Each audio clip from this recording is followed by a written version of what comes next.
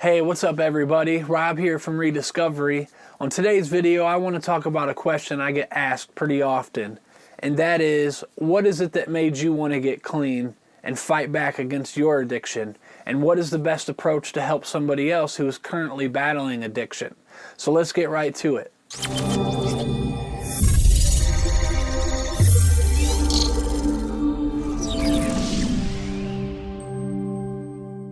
So first of all, I want to say, this is a question that obviously is going to come up at some point with anybody who cares about somebody else who is going through addiction.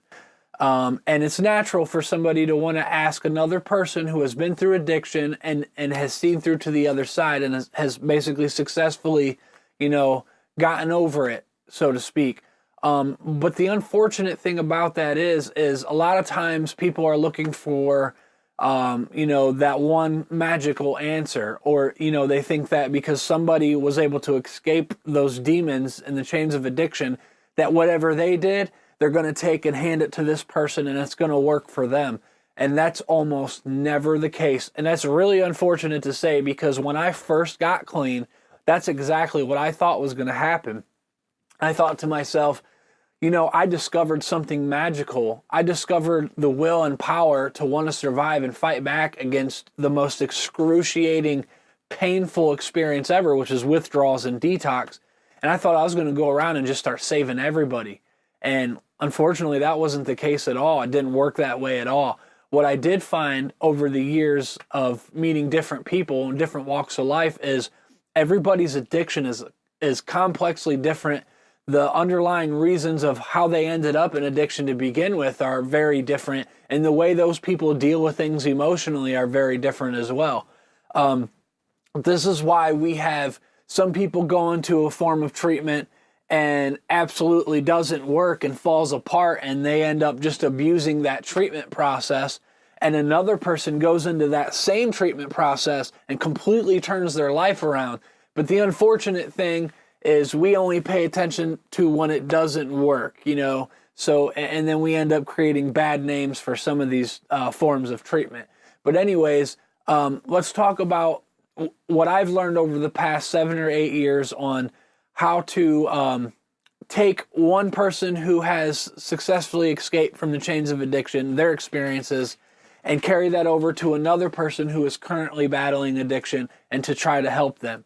First of all, and the key thing is, if somebody doesn't want to get help, you'll hear a lot of people say that if they don't want help, there's nothing you can do. That's not entirely true. I can tell you this, if they don't want help, it's going to make it really, really difficult, for whatever reason, whether it's because they're in denial or they're an addict and they're open about it and they just don't care.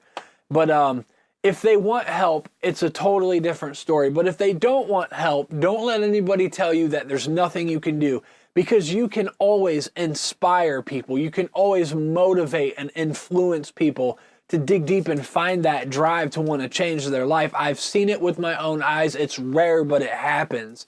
And that's why, we can't just walk away. You have to at least make an attempt. You might not get anything in response, but you also might fight for that person and sit there and try to inspire them and walk away feeling like you did nothing. And months later, that same moment is still up in here in that person's head. And when they run out of their drugs and they're going through withdrawals and their emotions are going all crazy, because that's what happens when you go through withdrawals, that moment might come up and they might grasp onto that for life. And that might be what gets them through. So you can't look at anything as a waste because it doesn't happen right away, because it's not how it works. I've helped more people that are complete strangers to me than people that I actually know personally. Most of the people I try to help that I've known my whole life are not here anymore. Or they're still struggling, So it just goes to show that, like, a moment with a stranger that seems like nothing can be life-changing. And I've had people tell me that, that I've changed their lives. And I was just completely dumbfounded. Like, really? All I did was, say this and that. And so that just goes to show. But so anyways, a good thing to do is when you find somebody who wants to change and wants to get better, you'll know, because you can see it in their eyes. you can feel it in the air. It's like an energy. Like you can look at them and just know they are just so fed up and ready for something to change. And when that's the case, it makes it so much easier. But it's really important at that point to get that person in to see a professional to evaluate that person's mental health issues, what led them to their addiction in the first place, and what treatment's going to be better for them.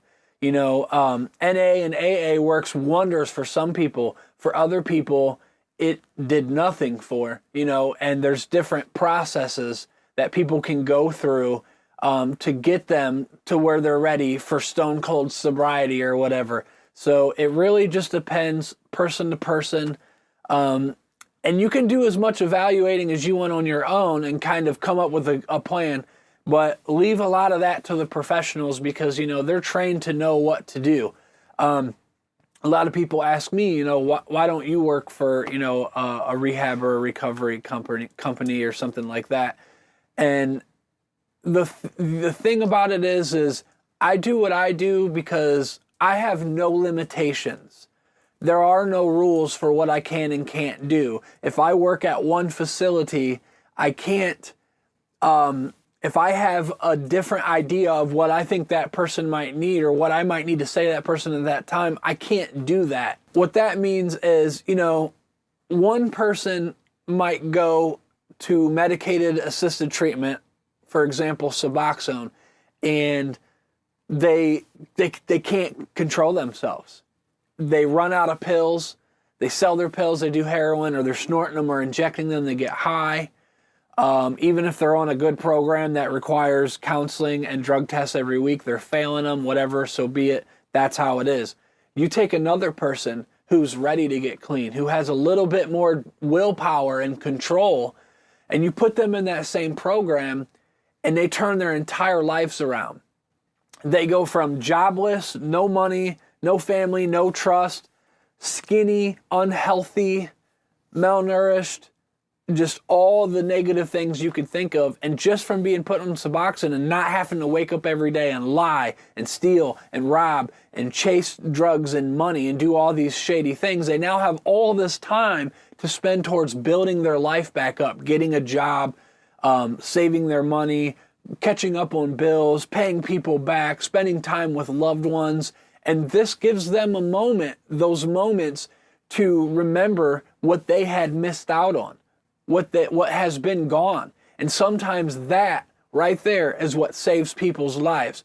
So, you know, it does upset me when I see people out there, you know, shaming medicated assisted treatment because the 10 or 15 people they know abuse it. That's 10 or 15 people. With all that being said, that's literally what it comes down to. First of all, do they want help?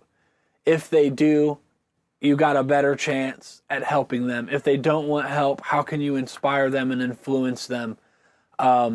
Maybe for the people who don't want the help, that still kind of are not ready to stop taking a medication, maybe they're the ones that, you know, might want to go down the medicated assisted treatment route, just so long as they're not abusing it, because that will give them enough time to be around family and not have to, you know, do all these negative things so that they can realize what they've been missing. But you have to be careful with that too, because if they're not ready to get clean, they may not be ready to follow rules, and that's very important.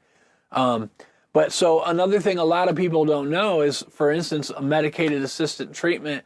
Most of those that I know of they require 3 meetings a week, counseling every week, drug tests every time you walk in the door. So out of the 4 times you walk in, 3 or 4 times you're getting drug tested, which is necessary because opiates leave your system in just a couple of days. They do a lab test, not just a cheap old poor little 12-panel test. Like, they can tell you what opiate you took and how much of it was in your system and how long ago you took it. And that's what's necessary. And it's sad to say that even people on probation, they don't get that. You know, you can be prescribed tramadol and go do heroin. It comes up as an opiate. So, but anyways, those treatment programs that, you know, are on your ass and make you come in and do all these stuff and work the program, and they're giving you all these resources and information that's beneficial to your recovery, those can do great for those who really want to follow it and, you know, push to become a better person. So yeah, I mean, some of these medicated assistant treatment programs can do great if they're followed and everything is done the way it's supposed to be done. But sometimes they can be terrible and it can send people down an even worse path. You know, the state of Pennsylvania just legalized marijuana for the treatment of opioid dependence. And a lot of people don't agree with that. But a lot of people don't know people personally who have successfully recovered using that. You know, marijuana and heroin are night and day. Weed and pills is night and day. I would much rather know somebody's smoking weed their entire life and, you know, versus putting a needle in their arm, injecting heroin, almost killing themselves. But there are also a lot of people that if they do any substance at all, you know, whether it's smoking weed or drinking, that is going to lead them right back to doing heroin and pills. So it's not for everybody. That's the whole point of this, you know, is there is nothing that's for everybody. There are different treatments.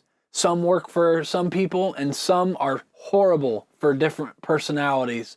So, you know, you just have to try them out and see what happens. I'm always available for, you know, to talk and give advice. And I have a nice collection of resources of different facilities around here that I call for people all the time. Most of the work I do is in the privacy of my own home where I'm talking with friends and family members and giving them advice or, you know, finding out what places take the insurance they have and how long they're going to stay there for, what kind of treatment they're going to be getting, things like that. You know, a lot of that's behind closed doors, you know, for a reason. It's very private stuff. So if you feel the need to reach out to me, you know, you don't have to worry about, you know, anybody knowing anything that's going on. I just want to help people, you know, and maybe the person you're trying to help is going to benefit from exactly what I went through and what got me through it. So to answer the question, what made me want to get clean and fight back? So for me, growing up, I was always really close with my family. I had a lot of different friends and I enjoyed being around people and being involved in different activities. And that's something that completely disappears once your addiction takes over.